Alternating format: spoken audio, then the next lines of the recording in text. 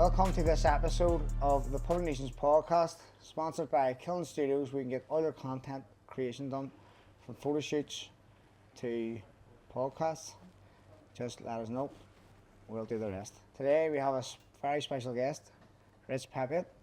Very special, am I? Yeah. Oh, Jesus. Writer, director, here with us. Thanks for making time for us, by the way, man. Well, thank you very much. I've dragged you all the way out of that wonderful studio of yours and dragged you to the pub. We make it work. We've got the Beltwism, we've got the Samitism, we've got. No, I appreciate you coming all down. We're missing now is a nice pint of Guinness. Oh, that's right. Exactly. It's really hard sitting in a pub without a drink at all. I know. But making me thirsty. Busy schedule you've got, so. Well, it's a weird, like right now, this very second we're sitting here, in 2 hours' time, we find out whether we're, going to the Oscars or not. So it's been a weird morning. It feels a bit like Christmas. Like I was saying to last night to my wife, it's almost like it was like Christmas Eve, but you don't know whether you're going to wake up and there's going to be any presents under the tree. Do you know what I mean? So it's like this morning you're trying to get on with just normal life, get on with things, but your head is a bit away with it. It's always there in the back. Yeah, exactly. And I try, to be honest, I'm someone who tries to live life at a 7. Right, yeah. I don't get too excited. I don't get too down. I just take all news as just news. Just news. It's just there's no such thing as a good news, bad news. There's just news, right? Yeah, because ultimately, you never have some of the worst things I think have ever happened to me. In the moment, you think of the worst things. Yeah. In hindsight, actually some of the best things. Yeah. Right, because you have no context. In the moment, you feel something is a good thing or a bad thing, but actually, how life works is you weave your way and actually go, well, hang on, if that hadn't happened, then this wouldn't have happened, which meant this amazing thing wouldn't have happened, right? So when you try, I try and just calibrate everything to that and go, well, this has happened, but I don't really know whether it's good or bad. And you never know the outcome. You never know. And I love that approach to life, because in the moment, you may think, oh, this is going to happen, it's going to happen, and it never ever does. It always just, like, when bad things happen, you sort of get anxious, thinking you're going to lose near enough probably everything you work for if it's in that context, but then it turns out that people don't even care. Well, I read a book that I've gone back to a few times in life. I did philosophy at university, and so I've always been interested in philosophy, but I read this book called The Obstacle is the Way, right?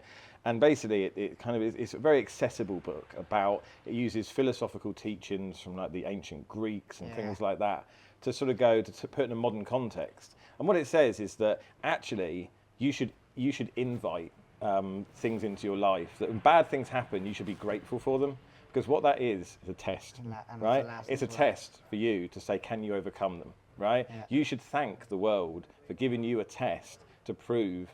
Because what it means is that if you can overcome that, then you're stronger to overcome the next thing. Is this? Because this is my life. This is me, the madness. I attract the madness, and I love it. It's a great. It really is a very good book that just sort of goes, okay, actually, when the way that he sort of puts it, you go, hang on, he's right. Is that if you don't overcome, behind every mountain there's another mountain. The idea that in life it's ever smooth running, it ain't. Right, and so if you get offered a mountain in life, then you should go thank you for the opportunity to climb this mountain, because behind that mountain is an even bigger mountain, right? So now you go, right, okay, well if I hadn't climbed that mountain, I don't think I could have climbed that one, right? And on and on you go. So you've got to keep sort of forging yourself in, well you know that you're a fighting man, and that's probably the most kind of the most pure.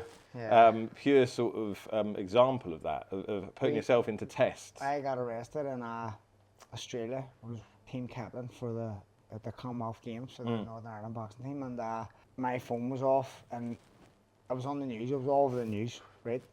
Where the name the Public Nuisance came from. I was charged for causing public nuisance in Surfers Paradise, So I turned my phone on the next morning when I got out of the jail cell, and I got the phone, and my phone was going crazy. It was all over the news. And everyone was having a breakdown. I was like, fuck's sake, what is going on? Relax, it wasn't that bad. You thought I killed someone. It's like, relax. My dad was on the phone, what are you doing over there? You're supposed to be an example. And I was like, fuck, get my head arrest. So I just went, fuck this. And put my phone on airplane mode, and then my best mate, I phoned him. He's like, that's the best thing that's going to happen to you. I was like, what? He's like, just think about it. Look at the media's behind us. Look at the amount of news outlets are bringing you and trying. This is good for you. You're going to go pro after Commonwealth Games anyway. Fuck that with your game. You're going pro. So this is the best thing that's going to happen to you. Trust me. And then it turned out of all the madness that everyone was saying, like giving off to me, he was the only one that was right. I then turned pro, and my nickname in the boxing ring became the Public Nuisance, and then it turned a negative into a positive, and then it turned out that I got the CCTV footage, and I was actually in the right, so the charges were dropped, and so it all worked out in my favour, you know. So that's one of them. That's one of them things. You don't panic about the badness. It's just it always works its way. It always works itself out. And I was grateful for that. So as you say, be grateful for the mountains of coming. There you go. I didn't think we'd get so philosophical so early. There you go. I didn't even had a drink yet. Fuck, wait, was he gonna drink? Obviously, I'll tell you what. Couldn't give me a glass of water? Do you think would they? Quite. Mouth like Gandhi's flip flop. Grab 2 glasses of water. Please. Well, our new phrase, like Bobby Sandals. Bobby Sandals, yeah. Fuck it,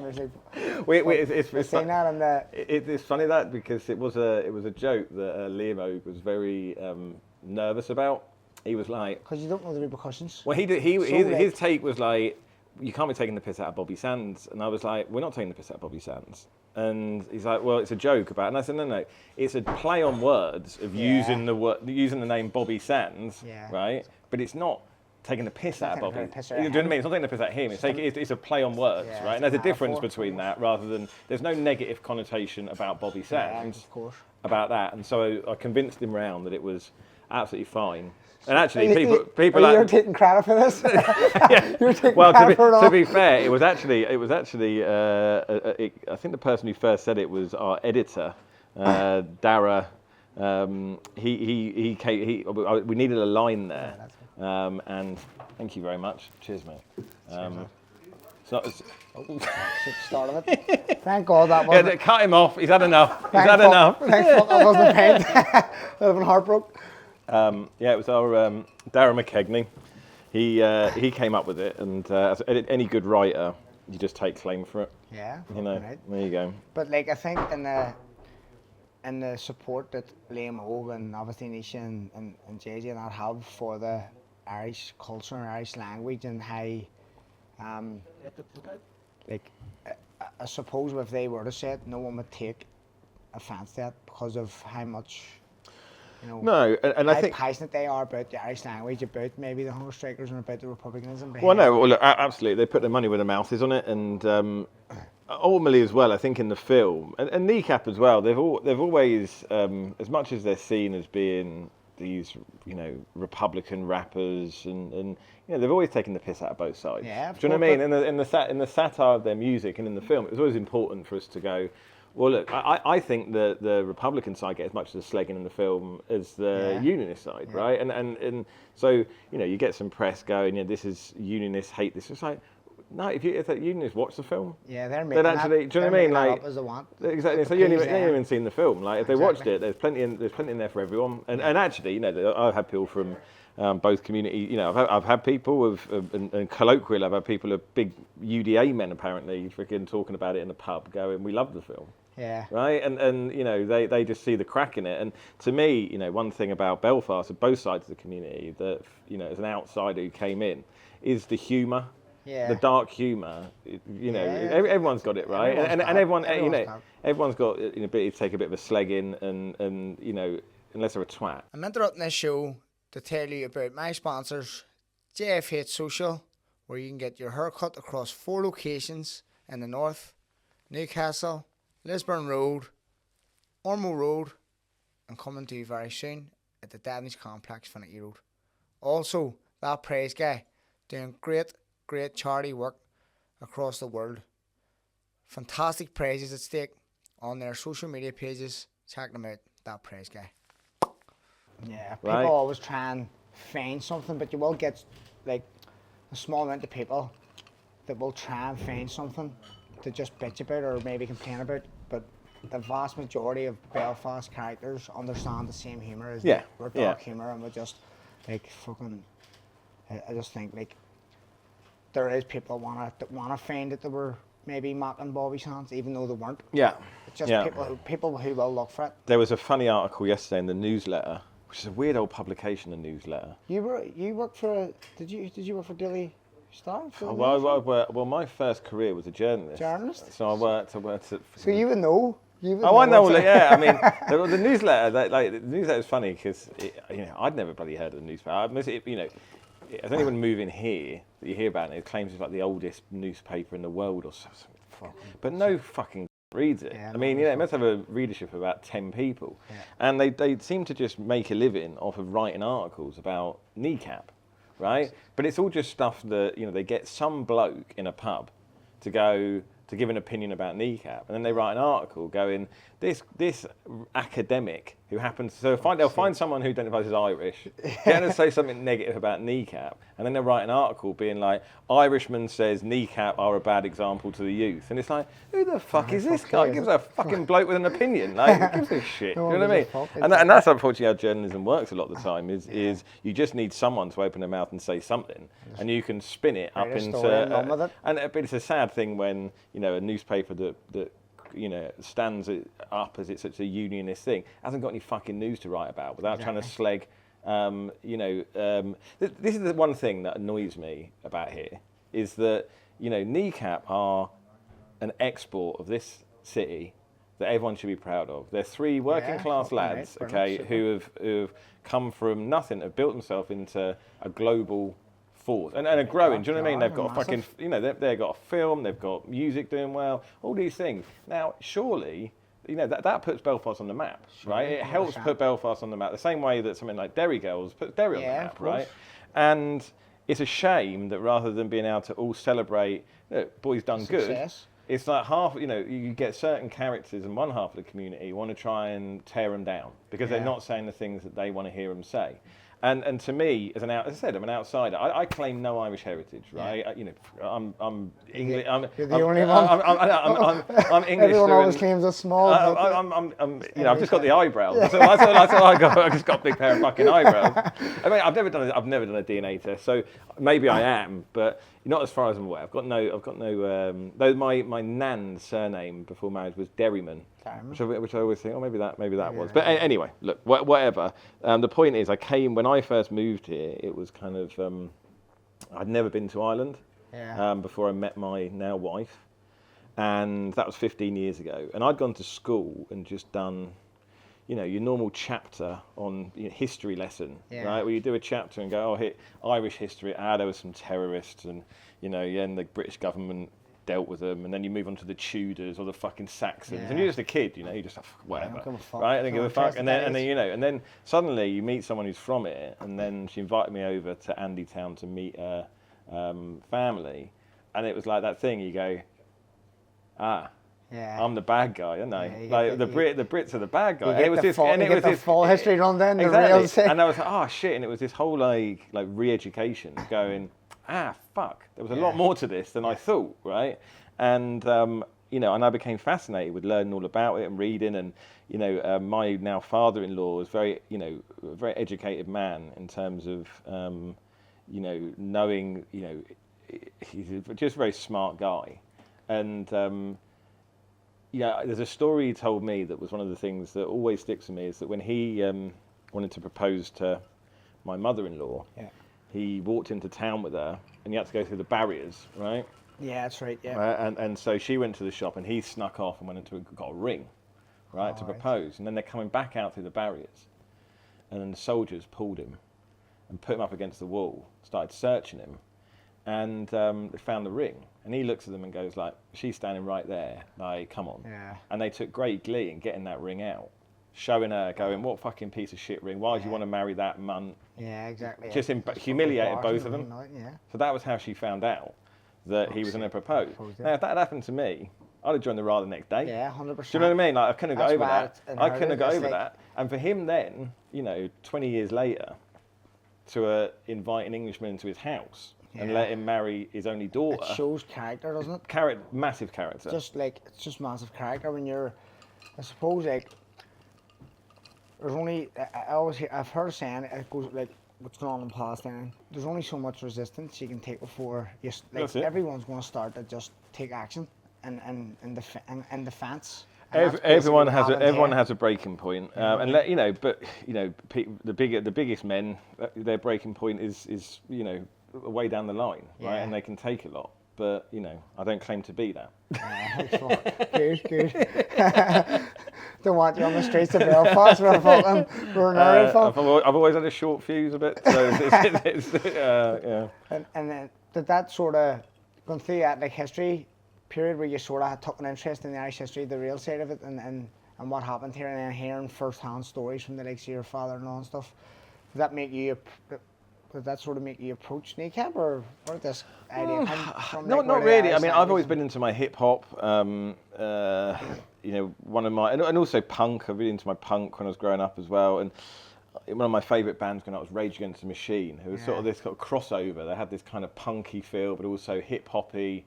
And then I just had my second child, literally a week beforehand, and I didn't really know anyone in Belfast, so I was just literally went out on my own to go wet the baby's head and just go and have a pint. And there was a gig happening at the Limelight with the lads, and actually a bit before that. So I wanted to get a ticket for this gig. I thought, if I'm going to go out, I want to get a ticket for this gig. This is a great story. And it was sold out, right? And so. I was like, right, fuck. And then I just went on Twitter and sort of put their name in, and then someone was going, I've got a spare. I can't go. Does anyone want this ticket? So I messaged this girl and said, yeah, I'll take the ticket. And she was up in like fucking, I can't remember where she was. But it was quite, you know, it was a good 45 minutes, maybe an hour drive away. And the gig was happening that evening, and it was like mid-afternoon. So I gave it. So I called her up, and she was like, "Oh, I'll bring it down to you." I was like, don't be doing that. And she was like, no, I want someone. I love Kneecap. I want someone to take the ticket. And I thought, well, let me pay for your petrol then. You know, no. And I'll just take the face value of the ticket. So this was a 2-hour round trip. So she literally turned up at my front door. By this time it was dark. And I said, oh, thanks so much for answer the door. Go there. Thanks so much. I was like, oh, do you want to come in or anything? Like, you go to the loo or something, right? Just be polite. And she's like, nah, I'm all right. And then I shut the door. My wife was like, you can't ask a girl to come in and use your toilet like that. And I'm like, what do you mean? And I was like, I'm being polite. She's like, you could be some pervert. You shouldn't even fucking know you had it. You met her on Twitter, and then you invited her to come in and use the toilet. And I'm like, I wasn't saying it like that. I was just saying, like, she's just driven an hour, right? Does she want to go? So it's a bit of appreciation for exactly. you. Do you want to take a piss? Do you want a drink? She's like, you can't invite her in for a drink. And I'm like, oh, you know what? This is the politics. You know, I was like, fuck all. And I got in trouble for this. I thought I was being a gentleman. But apparently now I'm a pervert. Fuck's sake. Can't win. And then so she came up, dropped the ticket off. You went to the gig. Went to the gig, and you know, it was literally one of those things. Walked in, not really knowing what to expect. Just loved the music. Didn't have a fucking word what they were talking about. But there was 800 or so young people in that crowd who were, you know, rapping every word back to them. And to me, as much as I really liked them and their charisma and stage presence, I was blown away by there being this young, vibrant Gaeilgeoir community in Belfast. Yeah. And I didn't know that existed. Like, in my head, the Irish language was something that was spoken very rurally, old farmers or something. Do you know what I mean? And then go, oh, fuck, it's actually... And, you know, particularly because, you know, legally, illegally, however you want to see it, this is part of the United Kingdom, right? On by fucking law, right? And to have people who are born in the United Kingdom who've rejected the language, you know, who are choosing to speak, you know, the original language of this country, to me was quite a revolutionary thing. Was a political thing to do and a very powerful one. And I thought it was really cool, and that made me interested in just talking to them and just going like, why, you know, what the language meant to them. And I think there was also the fact that the Irish Language Act was kind of going through, but it was going so slowly through, you know, fucking Stormont, that there was this kind of like really young, vibrant grassroots movement, and then there was these politicians sitting doing fuck all. And I mean, obviously we had obviously all we're gathering in the town, and loads of people gathering and doing. Yeah, exactly. And through the town, we weren't asking for much, you know. It was just simple, exactly. Just basics, just basic rights. But to me, it was like, what, you know, the idea to stand in the way of a language that was indigenous to this island, a language that predates the even existence of English by thousands of years, And to stand over that in a spiteful way, which is what unionist politicians were doing, right? And I say that as a man who, you know, I try and come at this I'm from neither community, right? But anyone can see that the way that was approached was spiteful. Was just you know, the idea to deny, even though the Welsh have their language rights, the Scots have, to say that the community here who want to live their life through the Irish language can't be enabled to, is just negative politics. And unfortunately, that is one thing that I would say about the unionist community here. They're really underserved by their politicians, because unionism does not seem to me to have any vision of anything positive. At all. All they know is what they're against. Yeah, exactly. Well, that's all they know. That's all they know is what they're against. But exactly. you tell me one thing that the unionists, a positive thing that they're going, this is our vision for the future, other than just telling us why we can't have things and why we want to block this, stop that. It's fucking miserable. It's stupid. It holds everyone back. It's stupidity. It is. Like, it's the hate of stupidity. I can't. And I wonder what young politicians that are like joining, say, for example, it's signing up with DUP. What are they being taught by? What, like, there has to be some form of vision as a politician. There has to be vision. You have to have a vision. There has to be vision. Exactly. Why get into it otherwise? If you're just there to just go to war with people all the time and try, it's ridiculous. They're not benefiting anyone. No, they're not. Particularly their own community, right? And you know, it's interesting. Sometimes people say to you, you know, it's all this attention, all this money going to these Catholic lads. When's the money going to the And it's like, it's an interesting question to go, why is there not voices, you know, as many voices or art coming out of the unionist community in quite the same way? Why are, you know, but I suppose that's a question. Why out of are we not seeing quite the level of art coming out of those communities? And is it education? I think it's education. Yeah. I personally believe it's education. That's my own point of view on it. I think that they are neglecting their education and what they're getting, because I think throughout, say, let's talk 20 years ago, they were handed jobs, they didn't need education. We educated ourselves, we had the word of the way to educate ourselves on getting the right credentials to go into the job post, to have not even half a chance, just to have some sort of chance. But they weren't. They were just given it, so they neglected education. And I think that's just falling down now through the. Yeah, so look, I think that you know, I think that's a massive part in it. Well, I think that certainly matches what I've heard from other people. And I know that, you know, in the Catholic community, education was prioritised massively. Yeah. Do you know what I mean? And it's still the legacy of that is there. You know, coming from London, the schools here are great. Yeah. Do you know what I mean? Yeah, Like there's a lot of great schools compared to, and you know, a lot of them, and to be honest, because my kids go to educated to the Catholic system, but particularly it seems the Catholic schools are very strong. If you look at even Republican prisoners that went to jail, got all their education away from them, they educated themselves. Yeah. They went out of their way to create education within them walls. Yeah. And they came out, like Bobby Sands was able to come out and be an MP. Yeah. That's one example. You know, we were all come out educated. There were songwriters, Gaelgory, they spoke like just so ahead of the game. Yeah. Because they did neglect it. Do you know what I mean? That was like they just neglected it because they didn't need it. Yeah. Because like as I said, they were just walking on the jobs anywhere without the right credentials or without whatever qualifications that was needed. But I fly back and forth to London quite a bit at the moment for different things, and I got on a plane and that Kate Hui was on it, and I was sitting like a row and I was like, fuck, I fucking hate this woman. So I was so tempted to fucking sit there and have it, and I was just like, oh, because she really annoys me because she used to be a Labour politician, right? For like 20 years, she was a Labour politician, and it's like, how do you go from being a Labour politician to throwing your lot in with the biggest bunch of grifting arseholes and bullshitters in the whole of politics in this place? Which, you know, that's saying something. Yeah. Do you know what I mean? It's like, how do you go to be a bunch of people who believe the world was invented 2,000 years ago and the dinosaurs didn't exist? I'm like, well, you're right. To me, it just feels, you know, have you had such a sea change in beliefs, or is it just that? Do you know what I mean? It's pathetic. And I just think you can't divert. You can't. After You know. like a years and years of you can't divert. She's a clever woman, and then you see her popping up, being being seen. Look, we've got this Labour woman, right, who's on our side. We're not that mad, and it's like, why are you being the Hyde idiot to prop up these people? Yeah. Like, you know, it's mad. Crazy, fucking. That's. And another thing, he hasn't even had a drink yet. I'm this close. I'm getting the shakes. I'm like, yes, folks, get the Pints board. Fuck, it's almost time. There's nothing like a political debate over a nice pint, is there? It's certainly not.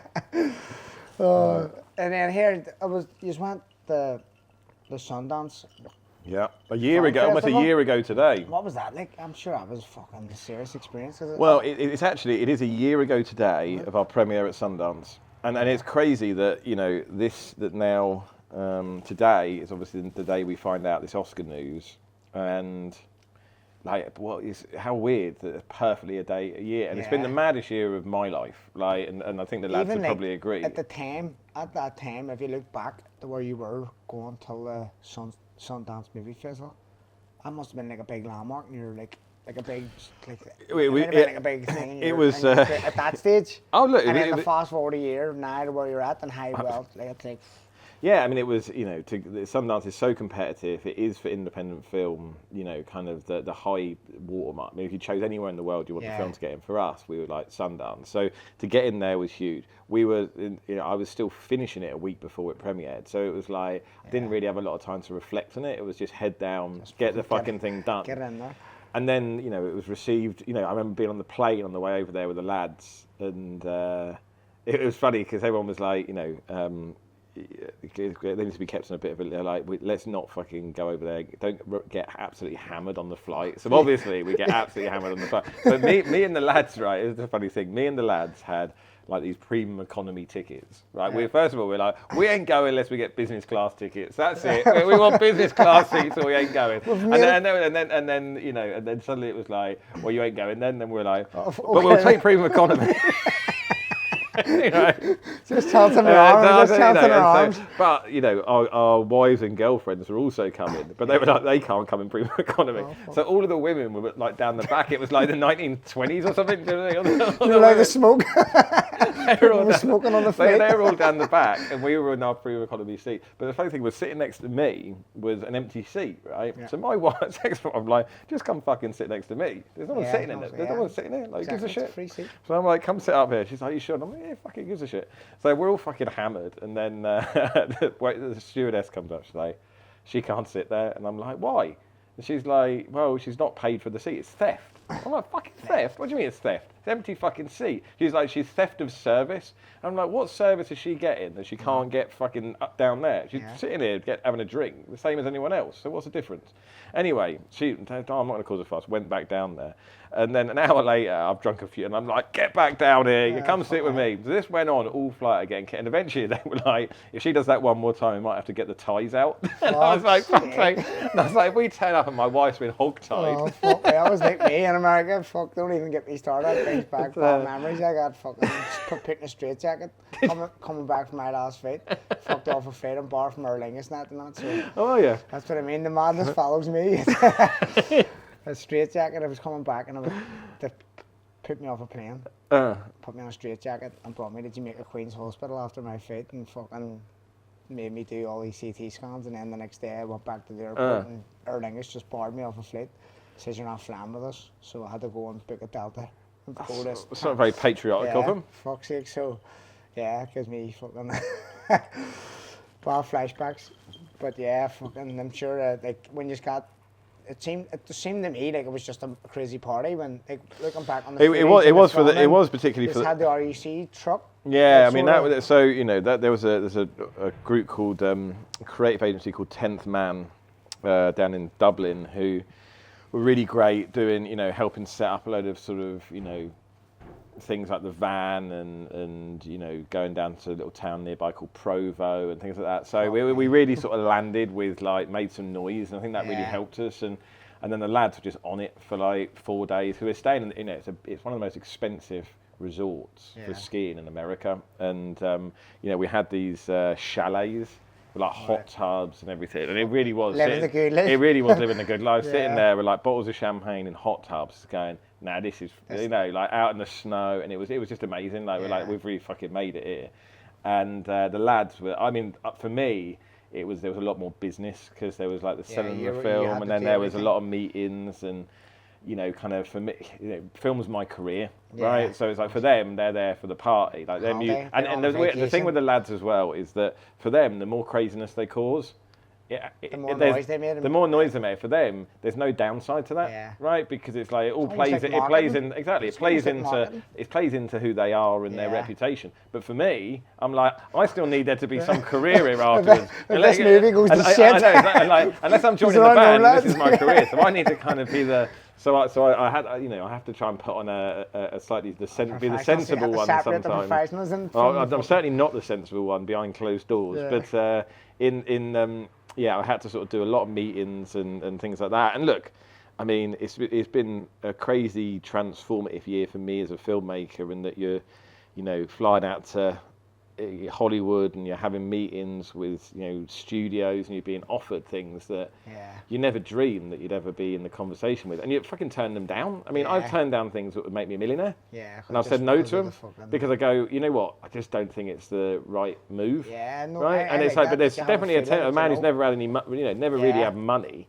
It's like the idea of doing something and suddenly life-changing amount of money. But you can't. The thing is, you can't really think about it like that. You're not doing it for the money. You're doing it for the love of what. Well, that's it. Like obviously, an old saying is like, do something you love and you'll never work a day in your life. So you want to be doing something you love where you don't feel like you're working, and maybe the money. Well, filmmaking is such an intense process, and it can go on for years. Do you know what I mean? Like, it's taken us 6 years to get from starting the film to here, and even if you're doing it with a big Hollywood studio, could still take 2 or 3 years from start to finish. So unless you're absolutely in love with the idea of what you're doing, that's a long fucking time. It'll feel like 100 years. Yeah. So it's like, unless the idea, and for me, I always think that unless a film's about something, it's trying to say something, then I find it difficult to really engage with it. But exactly, I need to feel like I've got a message I want to say. There's something about this for me. I think it says something interesting about the world we live in. Yeah. I want to say that, and I will wake up every fucking day and go to bed every night with this in my head, thinking, how do I make this better? But if it's just some superhero movie, that's just, I don't really give a shit, right? No one cares. Exactly, no one cares. It's just something. There's films. I think there's increasingly films that are almost made for you to be able to watch while scrolling your phone. Yeah, exactly. Right. Yeah. So it's a bit like they're so simple. They're so you know what's going to happen. So it don't really matter. You can sit there on fucking TikTok whilst watching it. And I'm like, I don't want to make those films. Like, Kneecap's not a film like that. Yeah. If you fucking start looking at your phone, you're lost. Right? You're missed. How the fuck did I get from the scene here? How the fuck did Liam Hogan end up waking up in his bedroom? Well, it's funny, actually. There was my kids, 5 and 7, and they're in the film. They got a little scene where they're throwing stuff at Liam Hogan in the doctor's waiting room, you might remember. And they have been fuming with me. They've not been allowed to watch the film. So they got to come down to the Belfast premiere. You were down there. But then they got let out before the film started, and they're kicking and screaming, like, why can't we stay? Why can't we sit? And they've never let it up. Like, fucking every week they're on at me, doing my head in. And then with Christmas, what do you want what do you want Santa to bring you? We just want to see the Kneecap film. Broke my heart. And I was like, oh, fuck that. And then, at the same time, Emirates Airlines, right, wanted a cut of the film for the airline. They wanted no sex, no drugs, no swearing. And I'm like, for fuck's sake. I know, it's is it a short film? Do you want the induction? So I was like, I don't know. So I said, look, I'm not touching that because it's going to be like killing your own baby. So, someone do it, but I'm not doing it. Yeah. And then it suddenly occurred to me, I was like, I can show the kids that. Yeah. So on Christmas Day, I was like, and this is what else Santa bought you. And it was a DVD or something. Yeah, you know what I mean? You know what I mean? And I said, this is a Kneecap film. Perfect. And so we sat on Christmas Day and watched it. It made no sense. No sense. No sense. Exactly. Once you take that out, it's just nonsense. Yeah, and I'm like, fuck. I feel bad for anyone. Even the kids were confused. Anyone on Emirates Airlines thinking, I'll go watch this film. What the fuck is this shite? Who the fuck's this being nominated for fucking Oscars? What's going on here? I know, it's mad. Fuck was it hard? Obviously, because like Nisha, Liam Hogan, don't come from like an acting background. Did they take to it quite easy? Because when I watched that, I said to Turble, my wife, I said, fuck, like, they've played a great part in this for like never really having any experience in filming at this level. And I said maybe I think there's probably a feature for these TV if they want like. Well, yeah, that certainly is. I mean, look, it didn't. I think everyone can act, right? I think that everyone can act. It's whether you know what acting really is and have the toolbox to understand the process of it. And acting is fundamentally about reacting, right? Acting is not about talking; it's about listening. Yeah. And so once you start getting these ideas in your head, it's all about being present in the moment, right? Taking the person you're opposite or people and really just engaging, reacting authentically to what they say, what they do, their body language, things like that. Once you start getting that in your head, they started picking it up. And so we did sort of best part of 6 months of acting classes with a fantastic acting coach called Kieran Lagan. And it week by week, they just sort of went from moss to butterflies. Because you obviously have Michael Fassbender and they're in the same scene and they don't look out of place at all.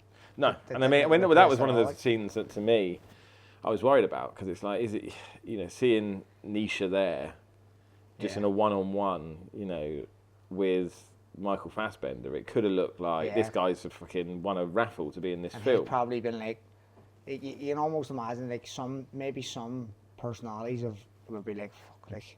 Well, look, I mean, they don't lack a bit of self-belief, the lads, and they always approach things with an idea they can do things, and you need that attitude to do it, to get into that car and put the performances they did in. They need that self-belief, and look, the film really, lived or died on the performances they put in, right? And certainly I remember that, there were times when I didn't think they were taking it serious enough, the acting classes, and they'd turn up fucking hungover, 2 hours late, and it'd be like Goodwill Hunting, and they're sitting there looking at the clock, a beer in a minute, and then eventually they'd turn and they'd be like, mate, we need to go in like an hour early because we've got this thing, and I'd be like, for fuck's sake, lads, here's the thing, right? This film's gonna be called Kneecap, right? That's your band name. If it's shit, it's your brand. Exactly. If it's shit, you're gonna be the band with a shit film, and that's gonna do your street cred no good. Everyone's laughing at you because they got this terrible fucking film. My name's the little one at the bottom. I'll be calm. Right? I can probably move on, and so just think about that, right? Yeah. Okay, this is as much for you as it is for me. Right, so and I think they did listen to that and they did get their heads down. And look, the proof's in the pudding is that I think as well, because they're performers, there's an element of you can't really rehearse. When you're rehearsing, you're doing it at 60%, right? You're feeling it through. It's when you get on stage that you give it 100%, right? You have to perform and it it's like, so for them, it's like they were never really giving it 100% until the camera was rolling, and then bang, they really turned up and they switched on, and I was like, fuck.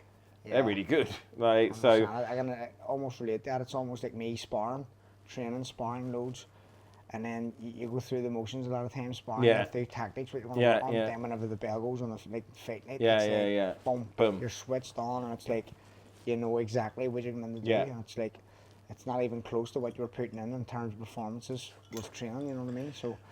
I can definitely relate to that. So yeah, I mean, look, they have got careers if they want them, and there's been agents and all sorts of things have been trying to sign them, but they're so busy with their music, they're reaching a level now where they're in a position to really start making some serious money, and I think that they're probably right that to stick with the path they're on for now, because ultimately as well.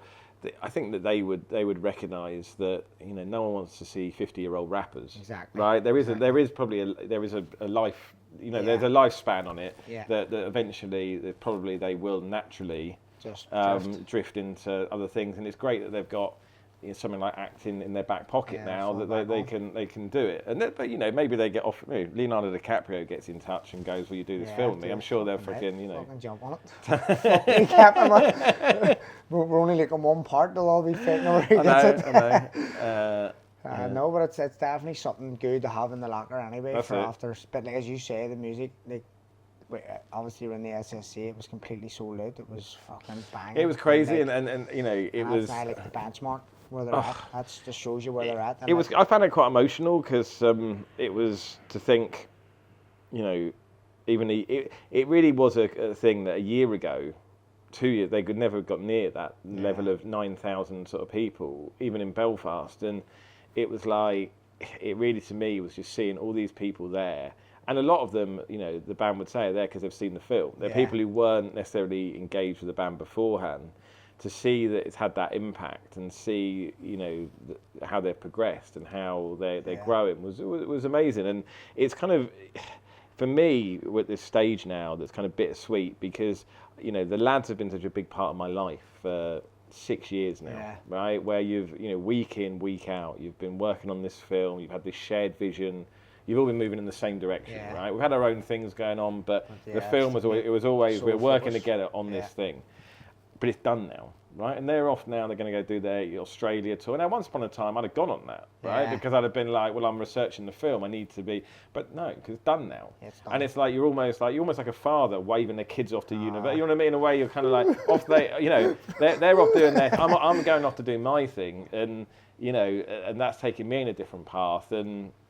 You know, so there is a little bit of sweetness that you go, oh, right, well, that's kind of that. And obviously we stay friends, but you're naturally not going to see each other. You're not going to have that as often. Do you know what I mean? Naturally, you sort of, think things drift off and you have your own lives. And so, it's on a, you know, you give your blessing, you know, go well. Go far and go well. And like today, obviously, what, if you win an Oscar today, what does that mean for you? Well, we can't win an Oscar today. We're shortlisted already to the 15. We get nominated today. Look, I mean, it's the biggest, it's the highest accolade you can get in film, and you know, for an Irish language movie, or you know, that's made for a few million quid, to be up there competing with films that are made 10 times that. Yeah. Right, you know, it is really an achievement, and you know, it's one of those things that for the rest of your life, you know, no one can ever take away from you. Even if you don't, you know, you don't win it, you're Oscar nominated. Yeah. You know what I mean? You made a film that was Oscar nominated. Is a huge thing that very few people can say, and you know, as a filmmaker, one of the things is. Really, the sign of a success is: do you get the chance to make another film? Yeah. Really, it comes down to that because a lot of people make one film and they never get to make another one, right? It's very, you know, it's such a hard process to get this to. So if your film's not hugely successful, sometimes you find it hard to do the next one. So for me, the fact that I feel very confident that I'll get to make another film, a bigger budget. Doors will open. That really is. Bigger actors and stuff, isn't that great? Well, I mean, we've already, you know, we've already. No, but I mean, but you are right. You're suddenly on the radar of bigger actors, and that really is the mark of success for me, career-wise, and putting, you know, food on the table for the kids and the family. Do you know what I mean? It's like I've got, you know, you can build a career further in this, but no, look, I think it'd be a lovely way after the year we've been on, which has just been. I mean, I don't. If Carlsberg did years, do you know what I mean? I don't think I couldn't top what this year's been, and it's been hard. It's been a lot of travel. It's been hard on the family. It's been very difficult. But Jesus, the experiences we've had, and you know, the successes, and it's been fucking. I don't think you'll never have a year like it. Never have a year like it again. And if we could just top it off, just tie the whole thing off with the Oscars, you know, would be crazy. And imagine all you lads at the Oscars in the tuxedos and. Well, the thing is, we're up for the best international film, but anyway. No. So the best international film is one of them, then the other one's best song. Oh yeah. And normally, best song, every year, the 5 get to perform. Yeah. Right? And that's 800 million people watch it. But this year, they announced last night that the 5 songs won't get to perform. Oh, right. And we've all gone, hang on, why this year are they not allowing the songs to perform? And it's made us obviously go, is that because Kneecap's one of them? And they're worried that someone's going to pull their trousers down and show a Palestinian flag on their ass. Of course. Do you know what I mean? Now, maybe that's not it. Maybe there's absolutely legitimate reasons for it, but it's a bit funny. There's been 97 years I've been doing one thing, and then the 1 year that Kneecap might be on stage at the Oscars, it just stops. They pull it. So, you know, we'll see in a couple of hours' time whether our suspicions, there may be just a little bit of concern. Yeah. Well, the Oscars is they take it very seriously. All they need to do is just if just keep it the same, and if they're down to the last 5 and they're going to let them perform, we can just tell them beforehand. Like, I know that'll work. That'll work. Yeah, just tell them not to do something. Like, it's almost. But what if they win it? What if they win it? Well, look, absolutely. So are they going to prevent them then? You know. Well, look, we're not there to make up the numbers. If we do get the nod today, and that's a big if, right? Yeah. If we do get the nod today in any category, we're not there to just make up the numbers. We'll go out to try and win it, right? Yeah. So I'll be going out to LA next week to campaign, and lads will probably come out as well. We will be out there to the big favourite is a film called Emilia Perez that seems to be sweeping up loads of awards, and everyone thinks that will end up winning the category. But the thing is, in a 5-horse race, lots of things can happen, right? Yeah. So you go, well, hang on, we will see if we can upset the apple cart, and also we're an underdog, and people like an underdog story, and people like the Irish. So it's like I think the narrative we have is we're this little film, punchy, scruffy, like, oh, go on, you know what would be funny is if we actually won the thing, right? So I think that'll be what we'll be trying to push, is go out there, have a bit of crack, try and see if we can get Pill behind us, and see if we can upset the big Netflix machine that is trying to get them the Oscar. Well, that's fingers crossed anyway. There you go. Hopefully I might be saying all this, and then we turn out with our freaking pockets out in 2 hours' time. So who knows? But equally, that'd be fine too. Like, there's no sense of us being all crying in our Guinness about it, because the film owes us nothing. It's been a huge success. We're up for these BAFTAs. We've won a load of these British Independent Film Awards.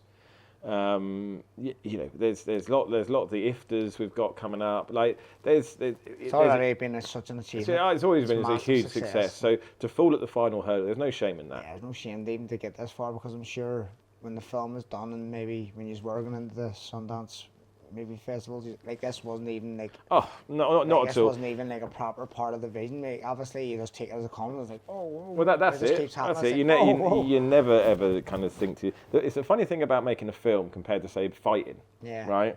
Is that once you've made the film, that's kind of it. That's it. Right. It then has a life of its own. It's like not really down to you how well it does. Yeah. Right. It's like, So I'm it's not just every out time there. it's at a festival. It's not like me getting into a ring and putting in a performance. It's just kind of like you've done the film. There. It's there, right? There's no going back. And you just put it in it. But you turn up and you have to get in the ring, and you have to put in a performance on the day, and you can win, you can lose, whatever, based on how you are on the day. Well, that ain't it for me. I've already done the work. The work's done. And there's no real competition between you and other films in a real way, because they've done their work, you've done your work. There's no sort of real sense that either of you can stare each other down and get an advantage, because it's done. And at the time, it's not like you're competing against each other when you're making the movie, because exactly. you don't even know. You don't even know they exist. Exactly. So you're only focused on making the movie, getting it out there, and then it's up to the rest of the world to do the rest. So that's quite nice, is because you meet other directors, and there's no sense of sort of, obviously everyone wants to win, right? But there's no real sense of like fuck you. Yeah, it's sort of like, look, I hope it goes well, and that's it. But yeah, so I'll leave you to it from here, and because I know you have a fucking busy schedule. And as I said before, thanks for that. I appreciate it. Making it happen, and hope all goes well for you. My fingers will be crossed. And it's almost time for a pint. Almost. I'm sweating it out here. Well, thanks for coming on. Cheers, pal. Appreciate it. Thank you.